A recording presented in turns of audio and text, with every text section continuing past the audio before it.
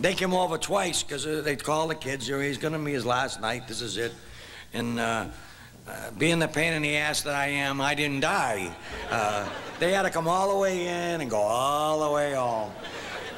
So anyway, after it's all over, I get better. They get me, the doctor says to me, I'm going to make this real dramatic, you know. He gets me in after I'm having a conversation with him, and he says, I got something, Dr. Hildenberg he was in the Mass General then. He said, you know, every day I came in, I expected you to be dead. I expected you to die. You're on ventilators and this, you know. He says, but I have something to say to you. He said, you have something left in your life to do. And I hope this isn't it, that's all. I hope tonight, because under those circumstances, I politely refused this award. I can do without it. I get 6 beautiful granddaughters and 2 fabulous sons that I want to see. I wanted things to go, and my 2 absolutely fabulous daughter-in-laws treat me like a king. I got it made. When I think about the sports, and as people have already pointed out, that when you think back about the athletics, it's really, I mean, it's 43 years ago, folks. Come on. I can't remember what I had for lunch yesterday. We got to admit that some of us go from one room to the other more than once a week and say, why am I here? If you're not doing that, you're lying.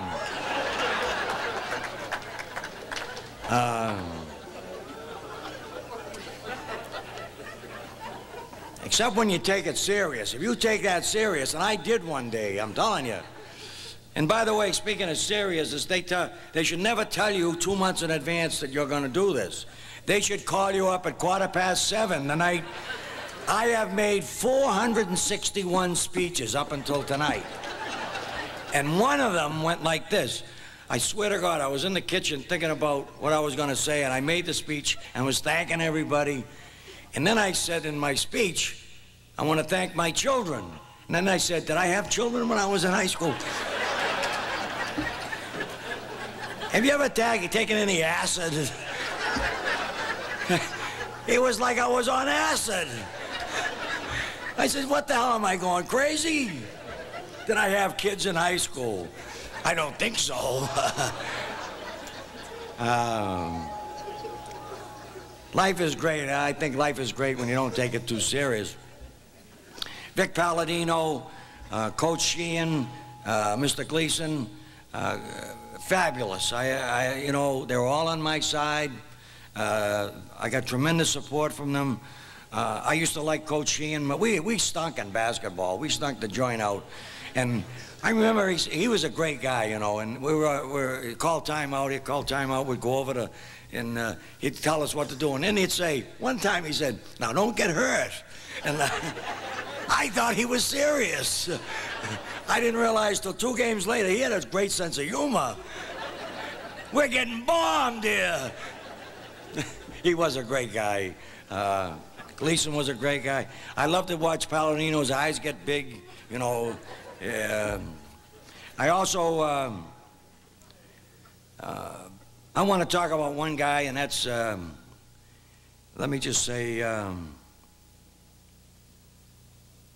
Ronnie Alberico. When someone says to me, what about Watertown High School football, I say, Ronnie Alberico. I'll tell you, there's a guy that it isn't very often in a lifetime of sporting that you can get on the same field with a guy like that. I only had one other guy in my entire life that was like him. His name was Vinnie Cochran. He was my best friend. You could be in a huddle with Ronnie Alberico, and you could say to Ronnie, Ronnie, this is what I want you to do. You're going to go to the right and knock out the opposing coach. And Ronnie would say, on what? He wouldn't ask nothing. You could ask him to cut his throat. You don't get an opportunity to play football with people like that.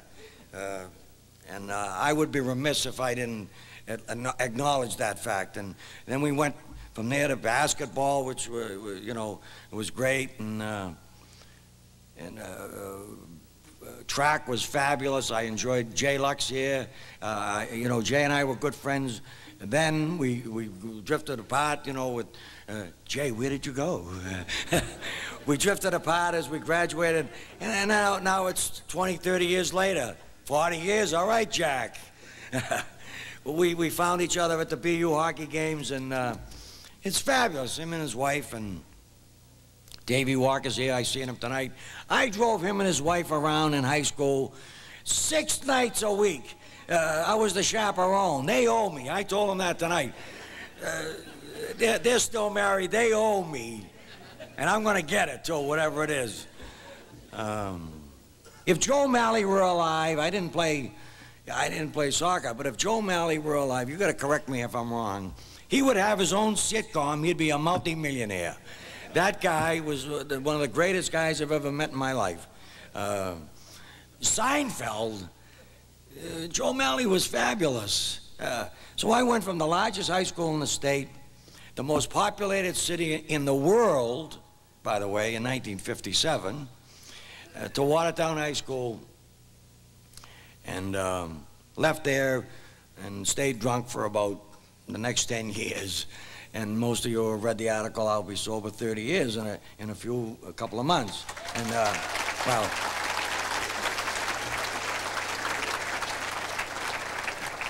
I know that when people think about that aren't in whatever, the AAs, what it's like to us is, all you're saying is that you haven't stuck a fork in your eye for 2 weeks. Would you say to a guy, oh, that's great. Boy, give him a round of applause. I don't know how to drink, by the way, and I never did. But the grace of God came into my life, and he's changed my life forever. I have 2 of my grandchildren are here. One is the top 5 Irish step dancers in New England, and I wish Nicole would get up, please.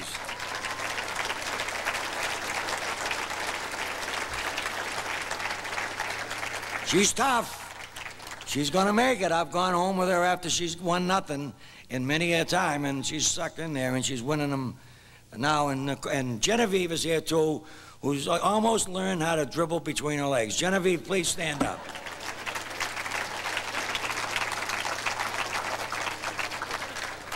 I don't really know what else to say. I can't thank anybody else. It's been I would like to, oh yeah, I did say this in one of my speeches, and I remember it now. There isn't a person that is more honored to be in the Hall of Fame, more honored than I am. As much maybe, but more honored, no. It's a fabulous, fabulous thing for me. And there isn't anybody here who ever graduated or anywhere else who graduated from Watertown High School that's any prouder than I am. I'm as proud as, you could be as proud, but no one